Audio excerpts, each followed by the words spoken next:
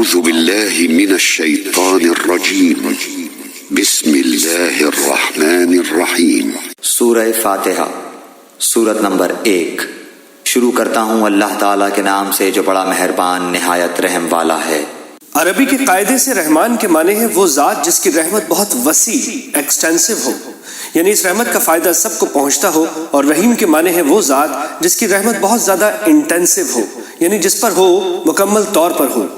اللہ تعالیٰ کی رحمت دنیا میں سب کو پہنچتی ہے، جس سے مومن کافر سب فیض یاب ہو کر رزق پاتے ہیں اور دنیا کی نعمتوں سے فائدہ اٹھاتے ہیں، اور آخرت میں اگرچہ کافروں پر رحمت نہیں ہوگی لیکن جس کسی پر یعنی مومنوں پر ہوگی مکمل ہوگی کہ نعمتوں کے ساتھ کسی تکلیف کا کوئی شائبہ نہیں ہوگا۔ رحمان اور رحیم کے معنی میں جو یہ فرق ہے اس کو ظاہر کرنے کے لیے رحمان کا ترجمہ سب پر مہربان اور رحیم کا ترجمہ بہت مہربان کیا گیا ہے۔ الحمد للہ رب العالمین۔ سب تعریف اللہ تعالیٰ کے لیے ہے جو تمام جہانوں کا پالنے والا ہے۔ اگر آپ کسی عمارت کی تعریف کریں تو در حقیقت وہ اس کے بنانے والے کی تعریف ہوتی ہے، لہٰذا اس کائنات میں جس کسی چیز کی تعریف کی جائے وہ بالآخر اللہ تعالیٰ ہی کی تعریف ہے، کیونکہ وہ چیز اسی کی بنائی ہوئی ہے۔ تمام جہانوں کا پروردگار کہہ کر اسی طرف اشارہ کیا گیا ہے۔ انسانوں کا جہان ہو یا جانوروں کا، جمادات کا جہان ہو یا نباتات کا، آسمانوں کا جہان ہو یا ستاروں کا، سیاروں اور فرشتوں کا، سب کی تخلیق اور پرورش اللہ تعالیٰ ہی کا کام ہے، اور ان جہانوں میں جو کوئی چیز قابل تعریف ہے وہ اللہ کی تخلیق اور شان ربوبیت کی وجہ سے ہے۔ الرحمن الرحیم، بڑا مہربان نہایت رحم کرنے والا۔ مالک یوم الدین، بدلے کے دن یعنی قیامت کا مالک ہے۔ روز جزا کا مطلب ہے وہ دن جب تمام بندوں کو ان کے دنیا میں کیے ہوئے اعمال کا بدلہ دیا جائے گا۔ یوں تو روز جزا سے پہلے بھی کائنات کی ہر چیز کا اصلی مالک اللہ تعالیٰ ہے، لیکن یہاں خاص طور پر روز جزا کے مالک ہونے کا ذکر اس لیے کیا گیا ہے کہ دنیا میں اللہ تعالیٰ نے ہی انسانوں کو بہت سی چیزوں کا مالک بنایا ہوا ہے۔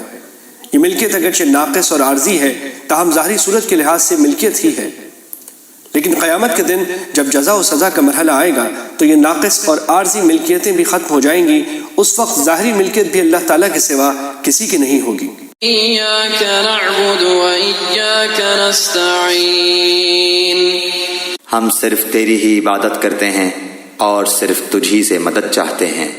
یہاں سے بندوں کو اللہ تعالیٰ سے دعا کرنے کا طریقہ سکھایا جا رہا ہے، اور اسی کے ساتھ ہی واضح کر دیا گیا ہے کہ اللہ تعالیٰ کے سوا کوئی کسی قسم کی عبادت کے لائق نہیں، نیز ہر کام میں حقیقی مدد اللہ تعالیٰ ہی سے مانگنی چاہیے، کیونکہ صحیح معنی میں کارساز اس کے سوا کوئی نہیں۔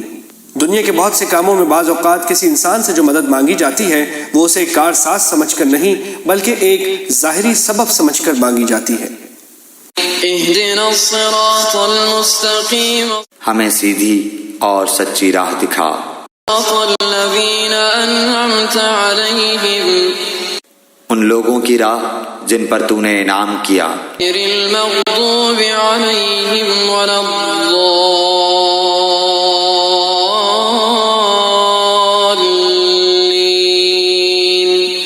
آمین۔ ان کی نہیں جن پر غضب کیا گیا، اور نہ گمراہوں کی